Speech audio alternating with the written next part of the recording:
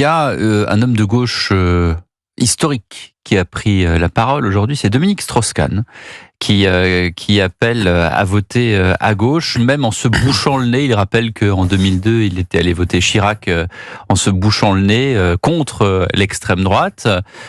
Qu'est-ce que vous pensez, Jacques Serret, de cette sortie de Dominique Strauss-Kahn qu'on avait pas oublié, évidemment, c'est difficile d'oublier, d'autant qu'il y a des faits d'origine qui sont classés dans le pénal qui le concernent, mais tout d'un coup, cette fronde de Dominique Strauss-Kahn, on se demande qui va suivre, en fait. Ouais, c'est très surprenant. Je vous dis, très surpris quand j'ai vu cette déclaration de Dominique Strauss-Kahn. Tout simplement d'abord parce qu'elle est inattendue. J'ai envie de dire, personne n'attendait l'avis de Dominique Strauss-Kahn. On s'est pas réveillé ce matin en disant, mais qu'en pense Dominique Strauss-Kahn? Absolument pas. En tout cas, c'est une ex-personnalité politique qui était complètement sortie des radars de la vie politique française après ce qu'il s'est passé. Et en plus de cela, je pense que sa parole peut avoir l'effet inverse. Oui. Je suis pas sûr que ça aide. Pourquoi le nouveau Front populaire? Parce qu'il n'est pas crédible. Je suis pas convaincu que Dominique Strauss-Kahn est une excellente image chez les Français. En tout cas, je sais pas s'il y a des enquêtes d'opinion de fait là-dessus, mais globalement, ce que les gens retiennent de Dominique Strauss-Kahn, c'est pas tant son action au FMI. C'est l'affaire du Sofitel. Voilà.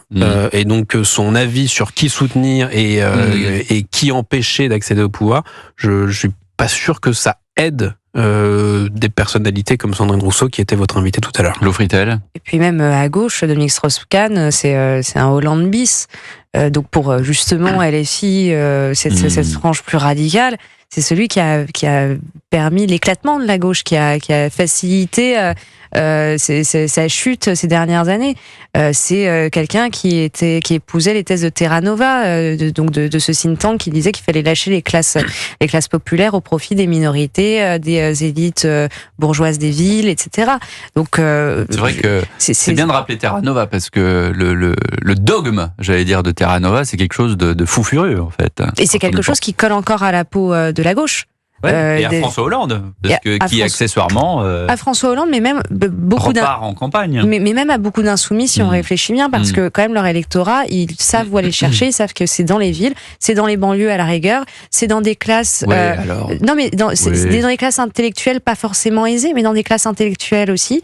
Quand on voit François Ruffin, qui lui dit attention, qui disait ça pendant les présidentielles, attention, nous on a perdu. Mais c'est moins étonnant pour LFI que pour des grandes personnalités du PS, et notamment un PS libéral qui est Dominique Strauss-Kahn. D'ailleurs, j'allais vous interroger là-dessus.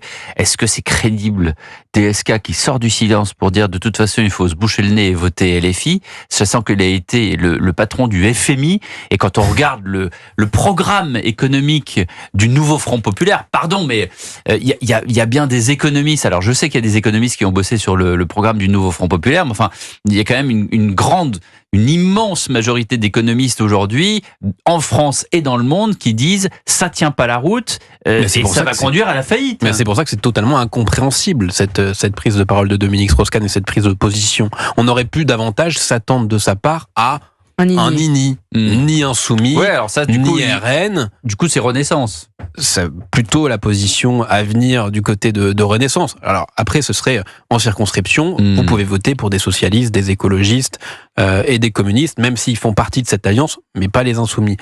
On aurait pu s'attendre à cette consigne de vote-là de Dominique Strauss-Kahn, et c'est en ça que c'est très surprenant qu'ils soutiennent des candidats, même sur la ligne de Jean-Luc Mélenchon, qui n'est absolument pas sa ligne à lui.